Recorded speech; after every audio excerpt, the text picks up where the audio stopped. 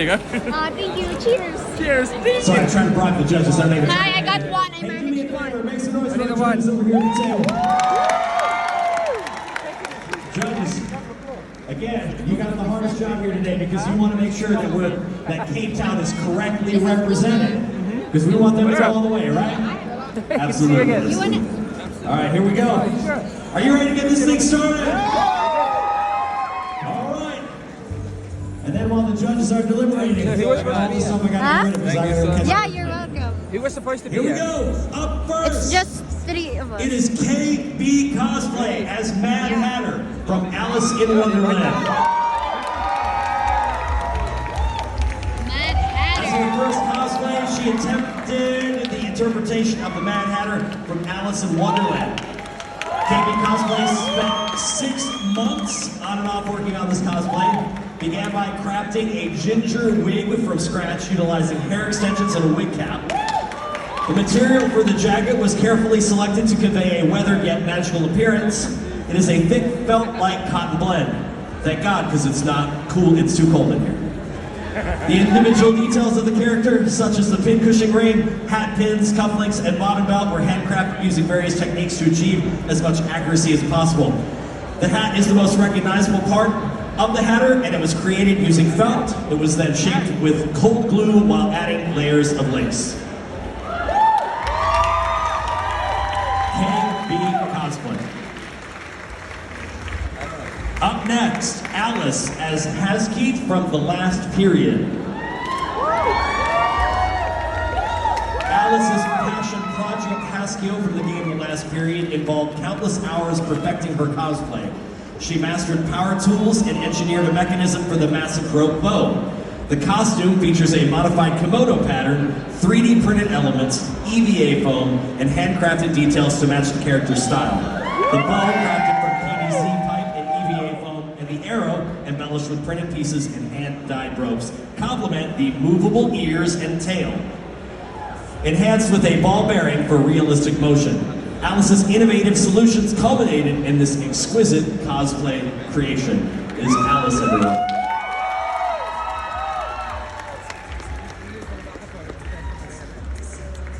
Minaripari as Pyramid Head from Silent Hill. I'm not gonna use your other phone. Other phone? Coming from the other side. Embodying Pyramid Head from Silent Hill.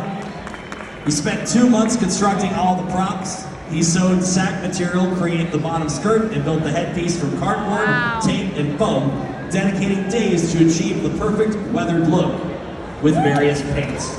The sword is crafted from styrofoam, hot glue, and wooden dowels, and it was made strong and sturdy, complemented by a weathered paint finish. The helmet's side view features plastic mesh with foam nubs on the top. Additionally, he fashioned custom platform boots from thin foam carpeting, and it is terrifying. Great job.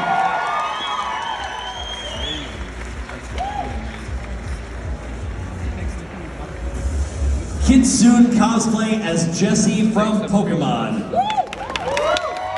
That's right, she spent many weekends creating this cosplay. The jacket and skirt are made of scuba fabric, and both pieces are lined. The undergarment is crafted from lycra fabric. To add structure to the jacket's collar and front, she used 3mm EVA foam and secured it with top stitching. The R emblem was fashioned from wet pleather and top stitched onto the jacket. To ensure they stay up, the black stockings were sewn onto nude stockings. The green earrings were handmade by slicing polystyrene spheres in half, painting them with a jade and silvercraft paint blend, and then affixing them with the backs with a glue gun. The Pokeball is a toy prop which was customized by spray painting the upper half red. All parts were handmade except for the gloves, boots, and wigs. Kitsune Cosplay. Oh, I thank you. Pretty sure they're not gonna let me take that on the airplane though. All right, Blue Reaper as Millennia Blade from Elden Ring. Cosplaying as Millennia from Elden Ring, this cosplay required approximately 80 hours to complete. The prosthetic arm, legs, winged helm, and the katana were crafted from materials like cardboard, crafting foam sheets, foam clay, hot glue, and spray paint. The armor and katana feature a rust-like finish for a natural and realistic appearance. The dress, coat, and cape patterns were self-designed, and the emblem on the cape is hand-painted, a meticulous task that took over 15 hours to perfect. So I don't know about y'all, but I think that came together fantastically. It's Blue Reaper, everyone. Purple money won as Kohaku from Dr. Stone. That's right. An estimated 550 hours were dedicated to creating this cosplay. A variety of materials and techniques were employed to craft an outfit reminiscent of the Stone Age. Patterns and tutorials were purchased for guidance. The dress is fashioned from plain suede and accented with leather pieces. The ropes are handcrafted from neoprene and polycotton fabric.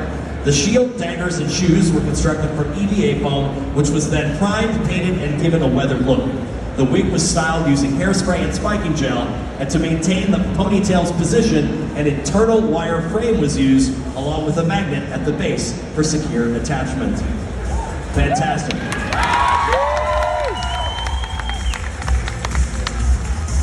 Here is Tars Martin as Widowmaker from Overwatch.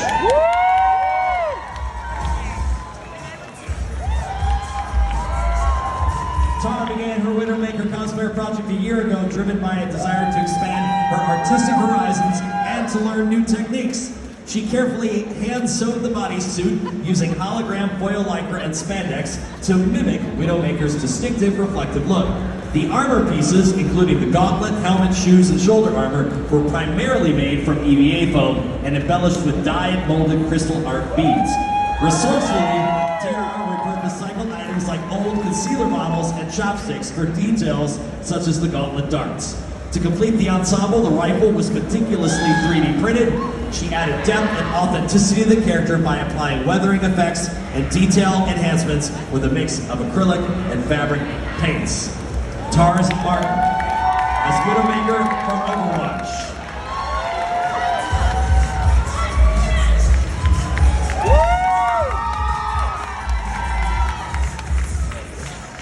Geeky Gear as Tony Chopper from One Piece. Geeky Gear dedicated countless hours to perfecting her cosplay as Tony Chopper. The cherished Doctor and Reindeer from the Straw Hat crew. She crafted custom patterns for Chopper's signature hat and paid close attention to every detail to bring the anime character vividly to life.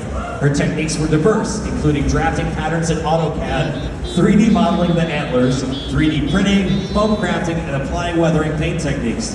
Taryn's commitment to accuracy was evident in every element. She meticulously created the skirt, the shirt, shorts, and bag from modified patterns of old clothes. The transformation culminated with several layers of body paint and a distinctive blue nose, highlighting Chopper's renowned appearance. Geeky Gear.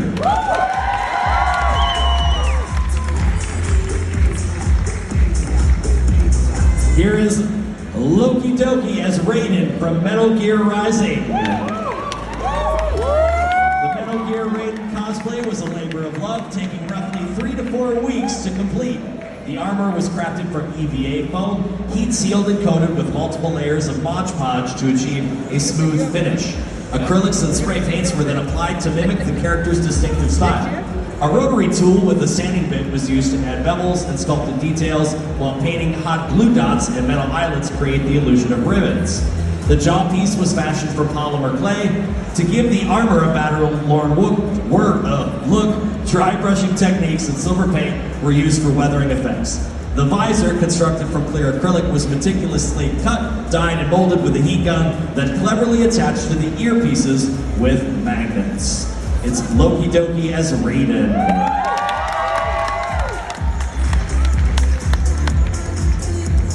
Zazu Geek as Trevor Belmont from Castlevania. That's right, an estimated 35 hours were invested in this cosplay of Trevor Belmont. This particular outfit is inspired by seasons 3 and 4 of the series, which she chose for its cool aesthetic in her view. The shirts and pants were fashioned from linen and crepe by modifying commercial patterns. The accessories, including the belt, Forearm guards and gold trimmings were crafted from the same materials along with cardboard and a substantial amount of glue. The weapons, such as the Morning Star and throwing daggers, were made of wood and shaped on a lathe. The most challenging part was the chest piece, constructed primarily from pleather, secured with hot glue, and a lot of hope. It was her first attempt at such a project, and it proved to be quite the adventure. Zazuki. Kind of zoned out, so I don't always hear the name. Spyro the Dragon.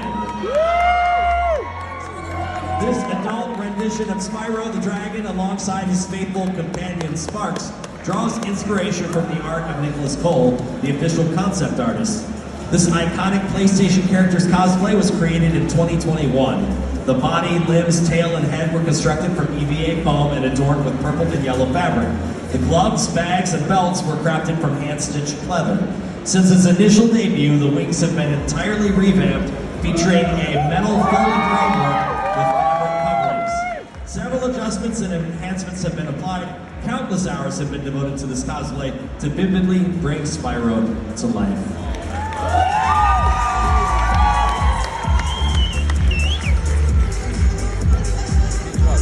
Creative Chia as Eric Gainsborough from Final Fantasy VII.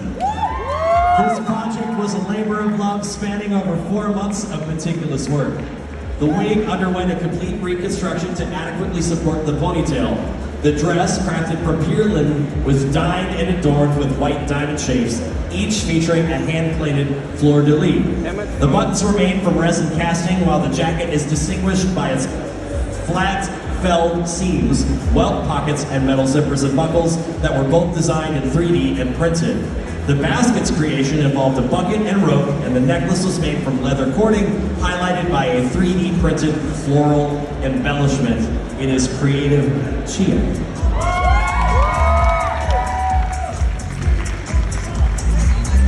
Here is Lanya Titania as Missouri Kadrore from Demon Slayer. This cosplay was inspired by a credit scene featuring Missouri. To complement the furoshiki bag, snacks, and a distinctive bento box were crafted. The shirt is a 3-layer ensemble consisting of a bust, an undershirt, and a tailored jacket, complete with a functional welt pocket. Both the pocket and the skirt are lined with pink satin to evoke the manga's coloring. The wig's plates are achieved their rounded shape thanks to ping pong balls wrapped in batting. The high socks and stockings were created using a custom duct tape pattern. The sword, measuring 4.5 meters, is made of hand-painted bonbon fabric and adorned with 10 meters of hand-sewed LEDs. Lana's devoted approximately 250 hours to this cosplay, including her ribbon crafting skills.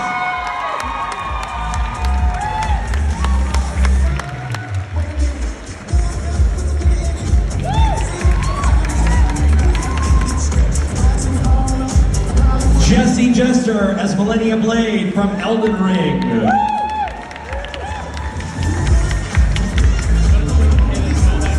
Jessie Jester's cosplay as Millennia showcases a harmonious blend of techniques and materials. The armor was crafted from EVA foam and Warbler, with sculpted accents created using foam clay. The cape features intricate embroidery on the back, employing messages such as tambour and goldwork. The skirt's fabric is textured with rows of sewn pin tucks and adorned with chainmail accents, fashioned using the Celtic helm technique. The arm prosthetic is mechanical, designed to replicate the in-game functionality. Jessie Jester. KTL cosplay as Not So Tiny Tina from Borderlands 3. Designers seemingly embraced the challenge of creating an asymmetrical character that would delight cosplayers, resulting in this wonderful, chaotic creation. Each piece of armor was carefully primed, painted, and sealed with the iconic cell shading technique synonymous with Borderlands. The belt bags are not only stylish, but also functional, perfect for carrying cookies or other essentials. The adjustable mask features an LED light, coordinating with her beloved companion, Bushy Snugglelights. The creation process involved a range of techniques including foam and fabric patterning, armor crafting, sewing, airbrushing, hand painting, resin casting, and constructing wings from foam and clay. It was an extensive endeavor, but the final result was certainly rewarding.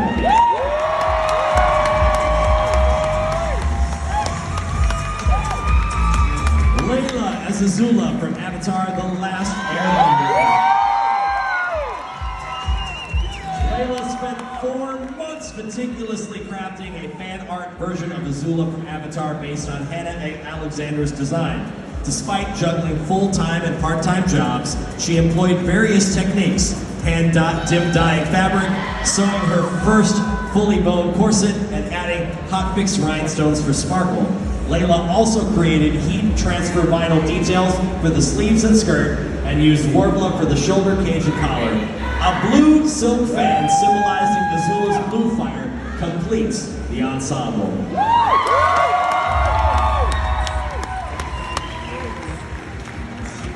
Jabber Ginger as Ghost Spider from Spider-Man Across the Spider-Verse. Jabber Ginger devoted around 50 hours to meticulously create her cosplay of Gwendolyn Stacy from Spider-Man Across the Spider-Verse. She adapted a unitard pattern, altering the insert sleeve to a raglan sleeve for intricate design lines. Prototypes were made from stretchy t-shirt material for the perfect fit. The final suit featured black textured spandex for a screen-printed look with white and pink lycra accents. Puffy paint brought a 3D effect to the spiderweb details. The face shell was crafted from cardboard and resin, then sanded, spray painted, and sealed. For the eyes, she used EVA foam, cardboard, and a mechanism inspired by Sean Crafts on YouTube, incorporating bike cables and syringes.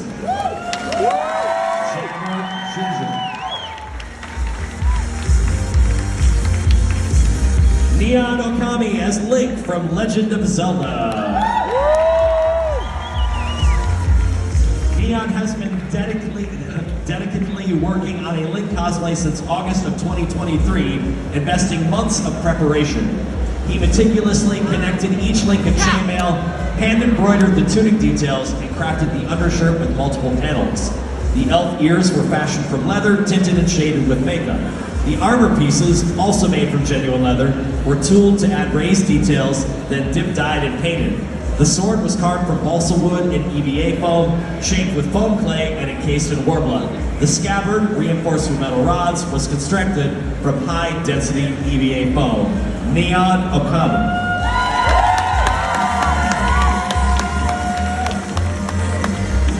Lives the Glitch as Captain Demetrian Titus from Warhammer.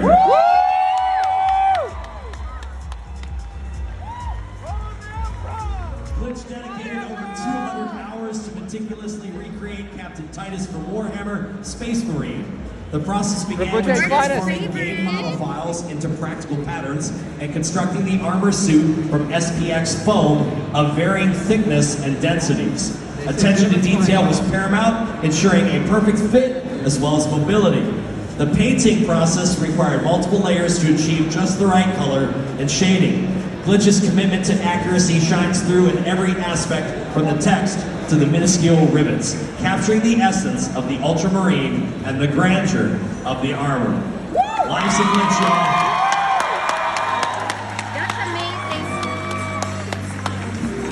Here is the Curious Tiger as Hobbs from Calvin and Hobbs.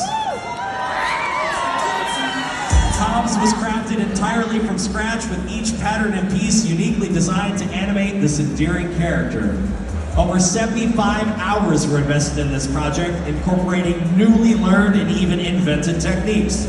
The suit features exceptionally soft fur, while the head is constructed from foam. Both the paws and head are lined with scuba material. The tail, containing a wire armature, is designed to hang low and attach to a belt. The costume boasts more than 35 stripes and 5 different fur variations. It's the Curious Tiger.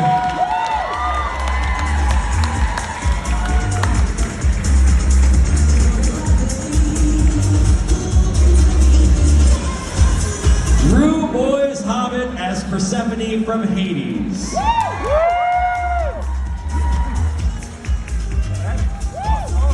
That's right, and she dedicated over 2 months to crafting her costume, making her debut competition entry. She dived into new territory with her first attempts at wig styling and basket weaving. Oh, some fruit. Thank you. She handcrafted a willow basket and filled it with homemade felt fruits and vegetables. Committed to sustainability, she repurposed materials such as transforming an old cotton duvet cover into her dress. The armbands were fashioned from faux leather vinyl, and she hand-braided the rope accessories from satin ribbon. Openly, she confesses to not completing the game from which her character originates.